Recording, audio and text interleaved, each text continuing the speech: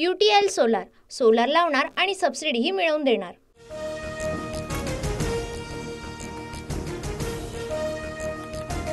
इतरांच्या वयाचा विचार करता आता मलाच बारामतीचं सगळं बघावं लागणार आहे। नाव न घेता शरद पवारांच्या वयावरून पुन्हा एकदा अजित पवारांचा निशाणा। मी कामाचा माणूस असल्याचं बारामतीकरांना आवाहन।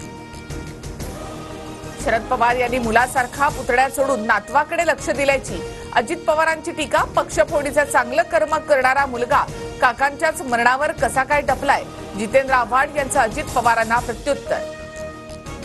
शरद पवारांची शेवटची निवडणूक असं कुठला दुश्मन म्हणाला, सुळेंचा संतप्त सवाल, तर अजितदादांचं विधान धक्कादायक अशी प्रतिक्रिया।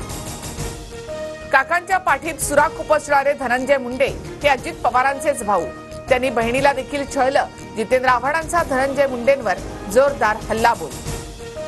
पालघरमध्ये सभेला जाताना मुख्यमंत्री शिंदेंच्या बॅगेची निवडणूक अधिकाऱ्यांकडून तपासणी, फक्त कपडे आहेत, युरिन पॉट देखील नाही, शिंदेंचा ठाकरेंना टोला।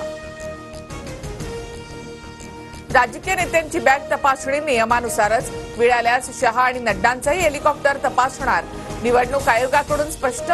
ठाकरेंच्या बॅगा तपासणाऱ्या अधिकाऱ्यांचं देखील कौतुक। गडकरी आणि फडणवीसांच्याही बॅगेची अधिकाऱ्यांकडून तपासणी, केवळ संविधान हाती घेऊन उपयोग नाही, संविधानिक व्यवस्था देखील पाळाव्या लागतात, भाजपचं ट्विट करत विरोधकांना उत्तर। गोवा महाराष्ट्र बॉर्डरवर गाडी अडवल्यामुळे ठाकरे संतापले, गोव्यातून सिंधुदुर्गमध्ये प्रवेश करताना इन्सुली चेक पोस्टवरचा प्रकार।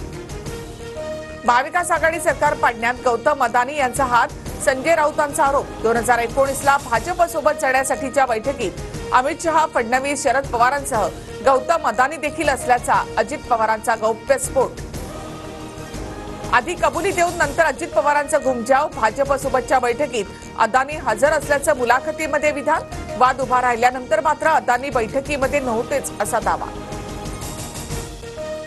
सरकार पाडण्यासाठी कोणी पैसे दिले याचा गौप्यस्फोट अजित पवार यांनी केला। अदानींवरील अजित पवारांच्या गौप्यस्फोटावरून उद्धव ठाकरे यांचा हल्लाबोल। चांदीवाल आयोगाने अनिल देशमुखांना क्लीन चिट दिली नाही, त्यांचा अहवाल महाविकास आघाडीच्या काळातलाच, देवेंद्र फडणवीसांचा आरोप। अनिल देशमुखांना केवळ गुंतवायचा डाव होता, फडणवीसांच्या आरोपांवरून जितेंद्र आव्हाडांचं प्रत्युत्तर।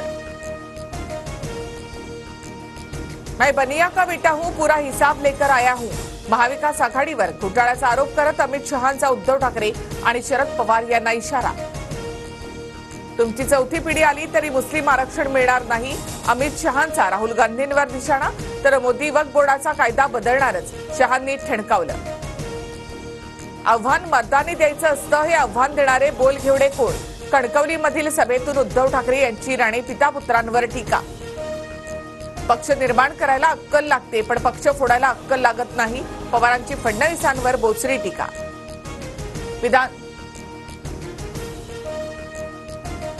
अभिनेते आणि शिवसेना नेते गोविंदा यांना जीवे मारण्याची धमकी, गोविंदांच्या तक्रारीनंतर जुहू निवासस्थानाची सुरक्षा वाढवली, गोविंदा शिवसेनेचे स्टार प्रचारक।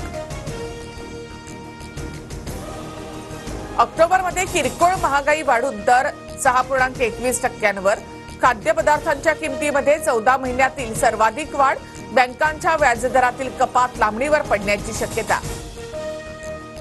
दक्षिण आफ्रिकेविरुद्ध आज तिसरा T20 सामना, टीम इंडियाकडून कमबॅकच्या आशा, सूर्यकुमार यादव, संजू सॅमसनच्या कामगिरीकडे लक्ष, रात्री 8:30 सामना सुरू होणार।